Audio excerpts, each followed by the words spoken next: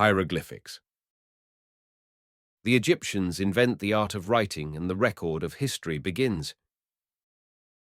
These earliest ancestors of ours who lived in the great European wilderness were rapidly learning many new things.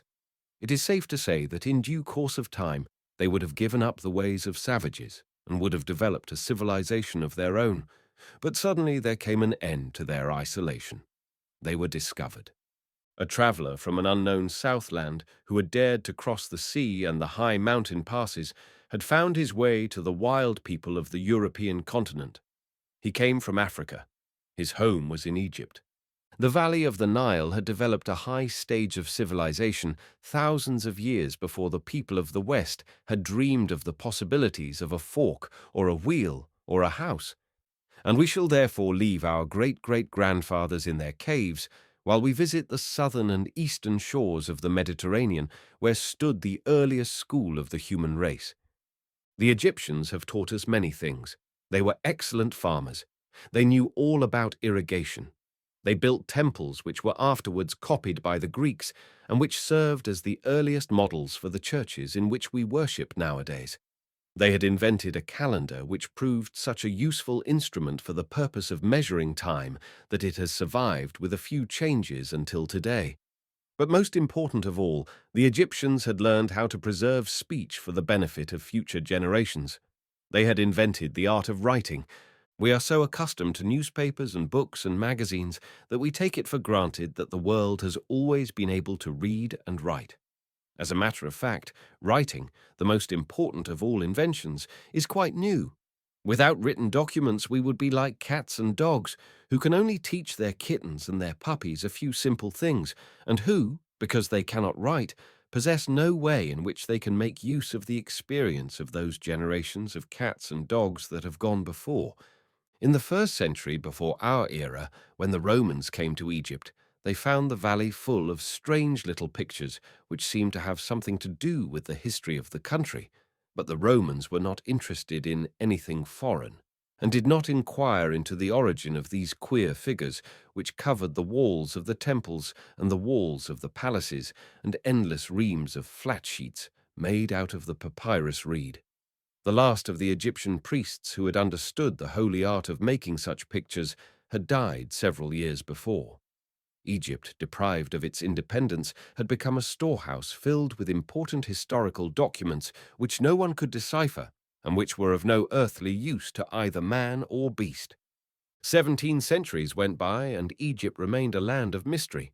But in the year 1798, a French general by the name of Bonaparte happened to visit Eastern Africa to prepare for an attack upon the British Indian colonies.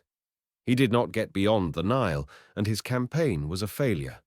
But, quite accidentally, the famous French expedition solved the problem of the ancient Egyptian picture language. One day, a young French officer, much bored by the dreary life of his little fortress on the Rosetta River, a mouth of the Nile, decided to spend a few idle hours rummaging among the ruins of the Nile Delta. And behold, he found a stone which greatly puzzled him. Like everything else in Egypt, it was covered with little figures. But this particular slab of black basalt was different from anything that had ever been discovered. It carried 3 inscriptions. One of these was in Greek. The Greek language was known. All that is necessary, so he reasoned, is to compare the Greek text with the Egyptian figures, and they will at once tell their secrets. The plan sounded simple enough, but it took more than 20 years to solve the riddle. In the year 1802, a French professor by the name of Champollion began to compare the Greek and the Egyptian texts of the famous Rosetta Stone. In the year 1823, he announced that he had discovered the meaning of 14 little figures. A short time later, he died from overwork, but the main principles of Egyptian writing had become known. Today, the story of the Valley of the Nile is better known to us than the story of the Mississippi River. We possess a written record which covers 4,000 years of chronicled history. As the ancient Egyptian hieroglyphics, the word means sacred writing, have played such a very great role in history. A few of them in modified form have even found their way into our own alphabet. You ought to know something about the ingenious system which was used 50 centuries ago to preserve the spoken word for the benefit of the coming generations. Of course, you know what a sign language is. Every Indian story of our western plains has a chapter devoted to strange messages written, 6, in the form of little pictures which tell how many buffaloes were killed and how many hunters there were in a certain party. As a rule, it is not difficult to understand the meaning of such messages. Ancient Egyptian, however, was not a sign language. The clever people of the Nile had passed beyond that stage long before. Their pictures meant a great deal more than the object which they represented, as I shall try to explain to you now.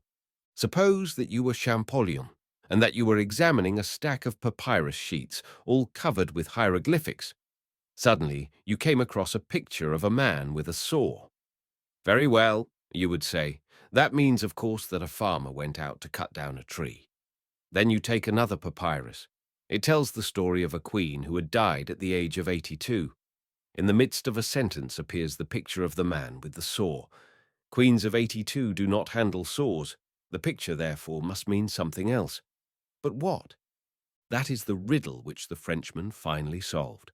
He discovered that the Egyptians were the first to use what we now call phonetic writing, a system of characters which reproduce the sound, or phone, of the spoken word, and which make it possible for us to translate all our spoken words into a written form with the help of only a few dots and dashes and pothooks. Let us return for a moment to the little fellow with the saw. The word saw either means a certain tool which you will find in a carpenter's shop, or it means the past tense of the verb to see.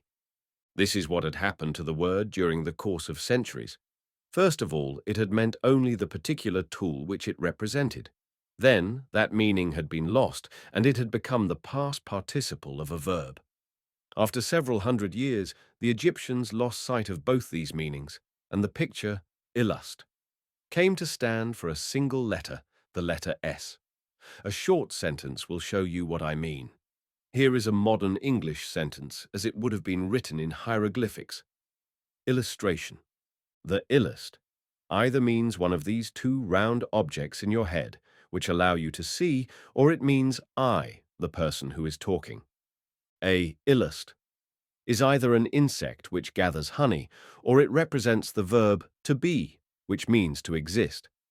Again, it may be the first part of a verb like become or behave. In this particular instance, it is followed by illust, which means a leaf or leave or leave. The sound of all three words is the same. The I you know all about. Finally, you get the picture of an illustration. It is a giraffe. It is part of the old sign language out of which the hieroglyphics developed. You can now read that sentence without much difficulty. I believe I saw a giraffe. Having invented this system, the Egyptians developed it during thousands of years until they could write anything they wanted, and they used these canned words to send messages to friends, to keep business accounts, and to keep a record of the history of their country that future generations might benefit by the mistakes of the past.